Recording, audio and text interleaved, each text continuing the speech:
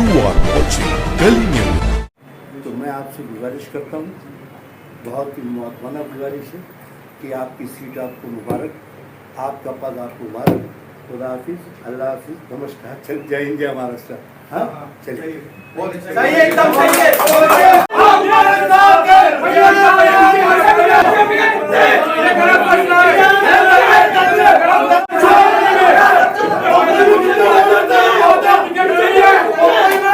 दोस्तों, आज महाराष्ट्र पॉलिटिक्स में बहुत बड़ा भूचाल आया है। एमआईएम जब आती है पॉलिटिकल सिनेरियो में तो माहौल अलग ही बन जाता है। कुछ आरोप लगते हैं, कुछ प्रत्यारोप लगते हैं।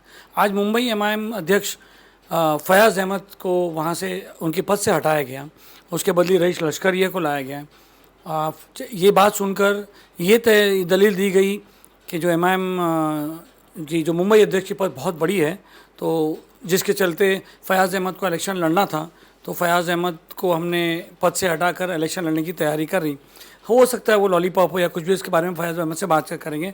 फयाज़ भाई, आज आपको पद से हटा दिया गया।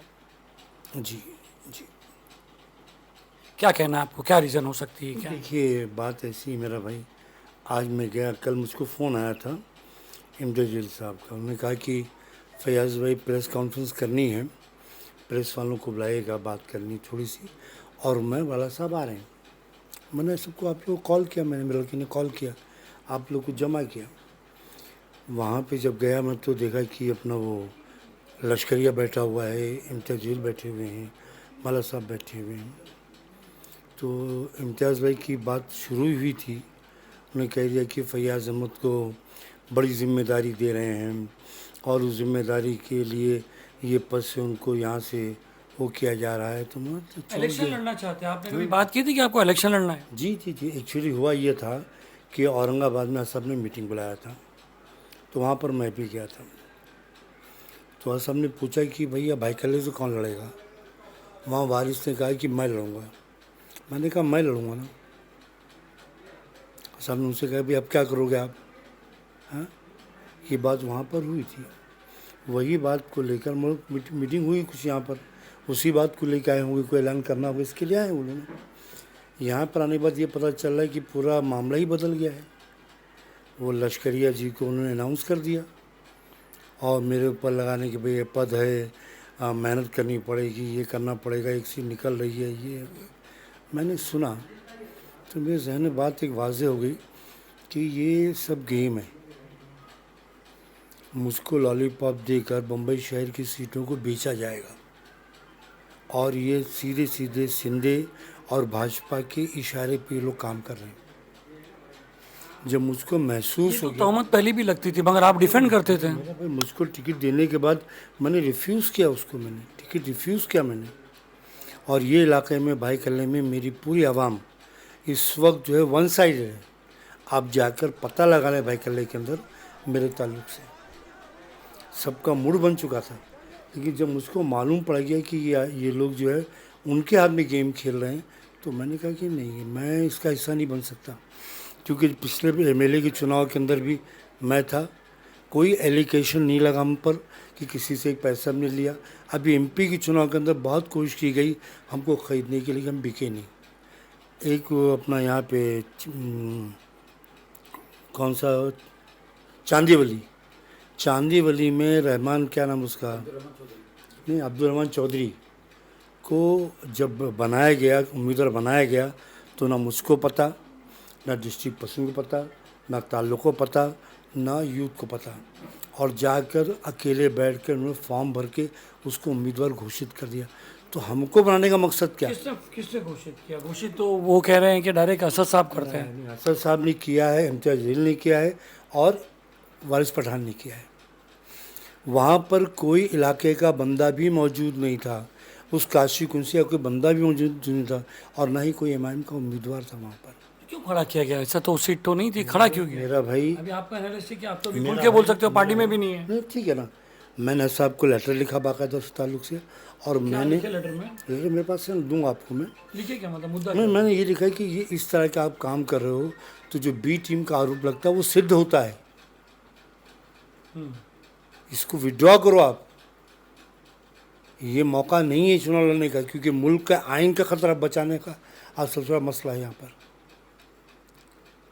और उसको लेकर हमारे कुछ साथियों ने पार्टी छोड़ भी दिया। मैंने वही बात कही लोगों से। वही वारिस पठान जो वहाँ पर मौजूद था, पूरे मुंबई की पूरे एमआईएम खिलाफ थी, 1500 वोट पाए वहाँ पर। अकेला जाके फॉर्म भरा वो। बम्बई का कोई शख्स नहीं गया वहाँ पर, सिर्फ 3-4 लोग थे बम्बई के, वही लोग वहाँ पर थे। तो हम तो देश के साथ में, समाज के साथ में, कम्युनिटी के साथ में, हम एमआईएम पार्टी की सोच वही थी ना, उसके हम थे ना। तो आपको क्या लगता है कोई डील भी होगी? मेरा भाई बगैर थ्री डील काम होता है मेरा भाई। ये तो आइन खुली किताब है मेरा भाई ना। फिर भी कितने की डील आपको लगता है? अब ये पता Roughly? नहीं, नहीं मैं देखा नहीं, मैं जानता, लेकिन मुझको इतना पता है कि कोई ना कोई बात उसके अंदर है। और बगैर डील के वारिस पठान कहीं पर कोई भी काम करता नहीं है, समझे ना। और ये बातें सबको पता है, सबको पता है ये बातें, समझे ना। और ये वारिस मियाँ जो इस इलाके से चुन के लाया था, इससे 10 साल मेरी ज़िंदगी मैंने एमआईएम को दिया यहाँ पर। पहली मरतबा चुन के आया तो मदनपुरी के आवाम, मैंने उसका इंतखाब किया। दूसरी मरतबा बहुत बुराइयाँ थीं, असद साहब ने आकर झूला मैदान के अंदर माफ़ी मांगा और मैं ख़ुद खड़ा हुआ उसके लिए, तब 31,000 वोट पाए यहाँ से। लेकिन उसके बाद से कभी भी उसने पढ़कर इस तरफ देखा ही नहीं, वो अपने झोल में लगा रहता है। और आज के टाइम पे किसी से पूछो आप, हर आदमी बोलेगा कि ये आदमी भाजपा के बहुत करीब है, सिंधे के बहुत करीब है, समझे। तो मेरा मंशा यही है कि मेरा भाई, आदमी ताल्लुकात सबके होते हैं, लेकिन ताल्लुकात की एक नौयत होती है। अभी जो आप इतना वारिस पठान पे इल्ज़ाम लगा रहे हैं, ये तो फिर कहा जाएगा कि आपको हटाने के बाद आप पार्टी पे आरोप लगा रहे हैं। नहीं मेरा भाई, मैं सब लिखत में दे चुका हूँ मेरा भाई।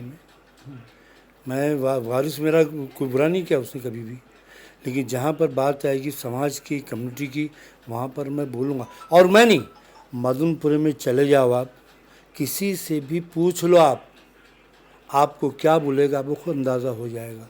और ये गेम के पीछे पूरा वारिस में ही का हाथ है। यानी वारिस ने आपको हटाया? बिल्कुल रहा है उसने।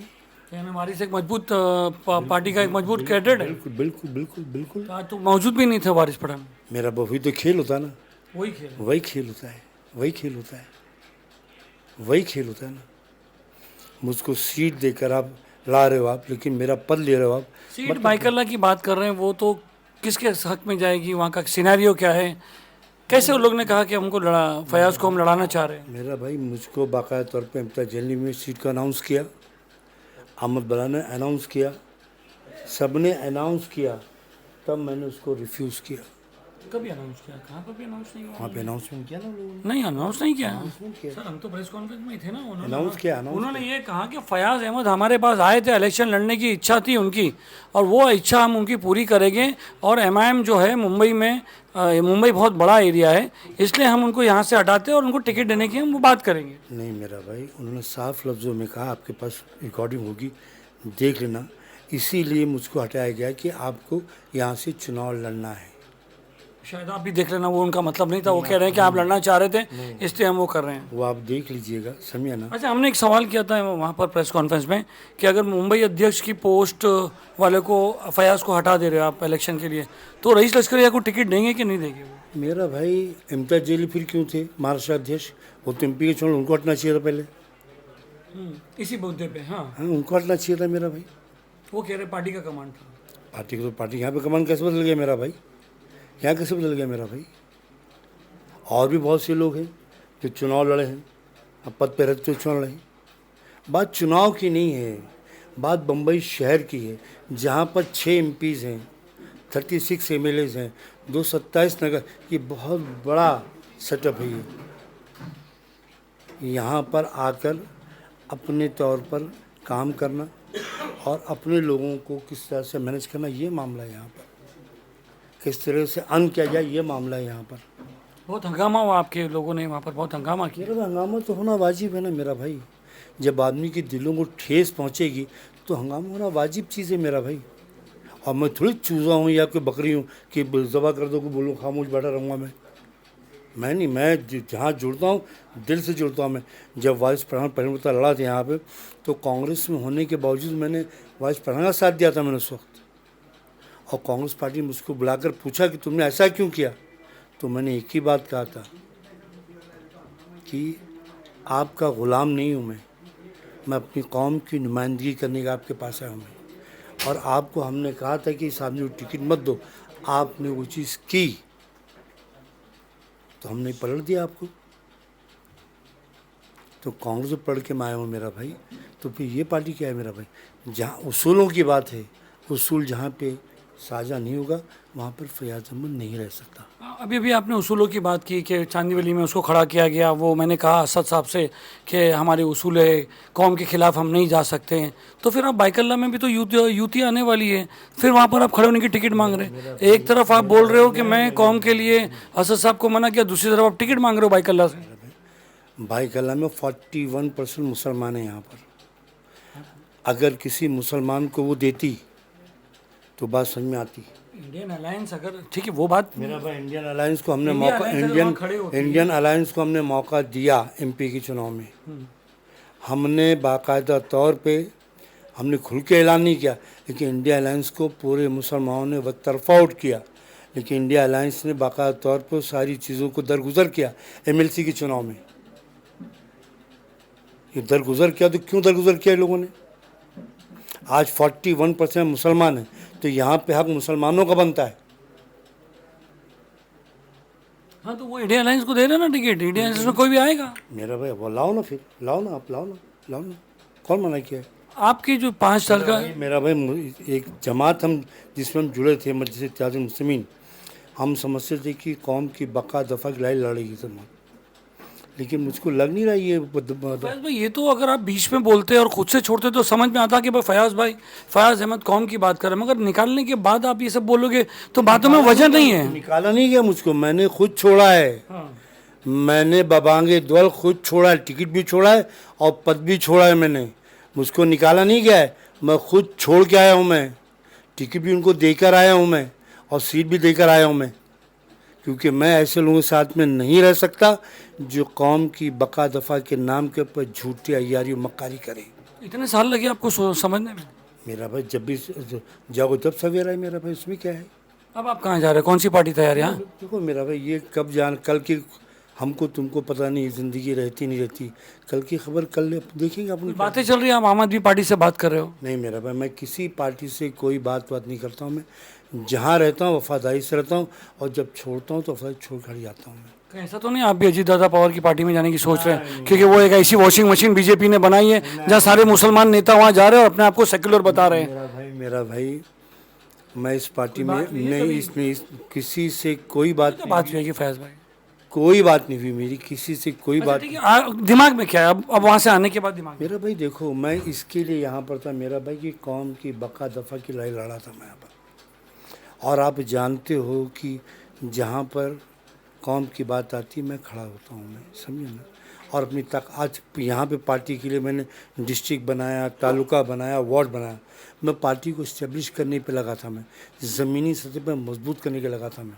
तो इसका मतलब ये समझाना जाए कि आप वापस कांग्रेस में आने की तैयारी करोगे? हो सकता है कांग्रेस को सीट मिले मुसलमान की तरफ से, कोई ऐसा सोचा आपने? मेरा भाई देखो, मैंने किसी से बात नहीं किया ना मैंने कभी सोचा है।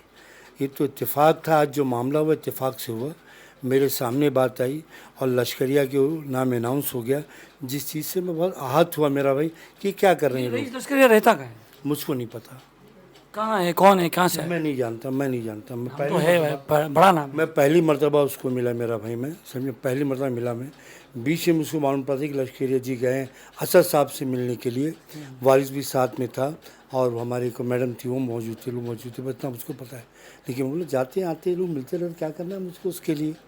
हाँ, अपनों क्या करना कि कौन कहाँ जाता है, क्या नहीं करता है, क्या नहीं करता है मेरा भाई। अब क्या रणनीति है? पर अभी तो मामला हुआ है, ये सब लोग आते हैं देखते बैठ कर बात करेंगे। आप समझाना पड़ेगा, आपके जो चाहने वाले लोग आ रहे हैं उनको समझाना पड़ेगा। भाई बिल्कुल बिल्कुल, जो भी लोग मेरे साथ में हैं उनसे बात करेंगे मेरा भाई, अपन क्या है क्या नहीं, समझे ना। लेकिन एक बात वाज़ेह हो गई है कि ये पार्टी के अंदर जो दिखती वैसी है नहीं, ये बोलती कुछ है, करती कुछ है, दिखती कुछ है, करती कुछ है। ये सीधा सीधा शिंदे और मोदी जी के इशारे पे नाच रही है और उसी के लिए मुझको हटाया गया, क्योंकि एमपी के चुनाव में भी ये लोग मुझको बहुत कोशिश किए। इससे पहले एमएलए का चुनाव हुआ, मुझको बहुत फूटने की कोशिश किए, मैं फूटा नहीं, टूटा नहीं। इसके लिए इसको हटा दो, मामला ख़त्म करो, कोई भी अपना आदमी आएगा एडजस्टमेंट कर लेंगे। बहुत बहुत शुक्रिया फैज भाई।